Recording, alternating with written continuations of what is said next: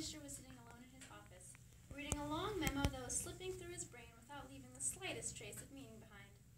He was waiting for a call from the president of a far distant country. He turned over the second page of the memo, saw how much longer it went on, and gave up as a bad job. Stretching his arms above his head, he looked around his office mournfully. It was a handsome room with a fine marble fireplace facing the long sash windows, firmly closed against the unseasonable chill. With a slight shiver, the Prime Minister got up and moved over to the window, looking out at the thin mist that was pressing itself against the glass. It was then, as he stood with his back to the room, that he heard a soft cough behind him. He froze, nose to nose with his own scared-looking reflection in the dark glass. He knew that cough. He had heard it before. He turned very slowly to face the empty room. "Hello?" he said, trying to sound braver than he felt. For a brief moment, he allowed himself the impossible hope that nobody would answer him. However, a voice responded. At once.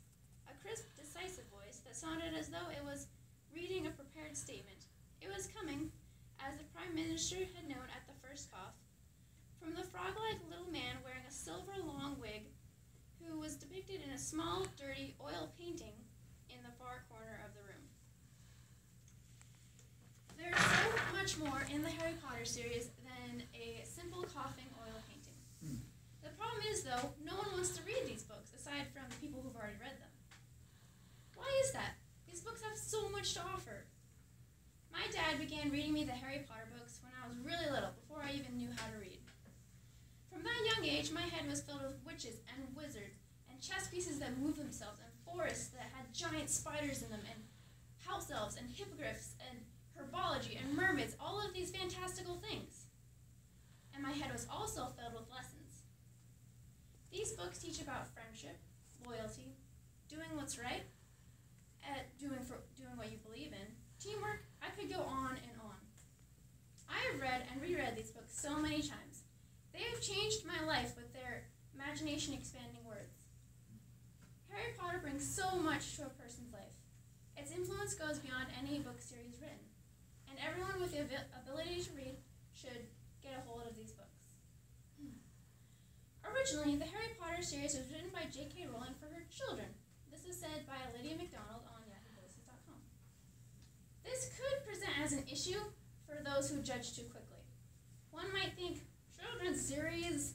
Lame. Allow me to scrape off some ignorance from the windshield for you. The distinction between children's literature and literature has ceased to exist. This is a series not just for the decade, but for the ages, said Stephen King in Entertainment Weekly. If you compare the first book, Harry Potter and the Sorcerer's Stone, to the last book, Harry Potter and the Deathly Hallows, you definitely see that the series did start off as a children's series, but it ended very, very differently, because it gradually matured with its audience. Now, that sounds weird, doesn't it? But hold up now, that's a good thing. It may not sound like it, because at the word children's, I see people cringe, but you have to understand that these books grow up with their readers. And since readers are people, and people are constantly growing and maturing, there is never a wrong time to start reading these books.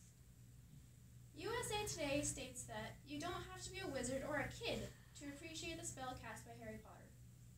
Hear that? You don't have to be a little kid. Now, I understand that everyone in this room is different. For some, becoming lost in a book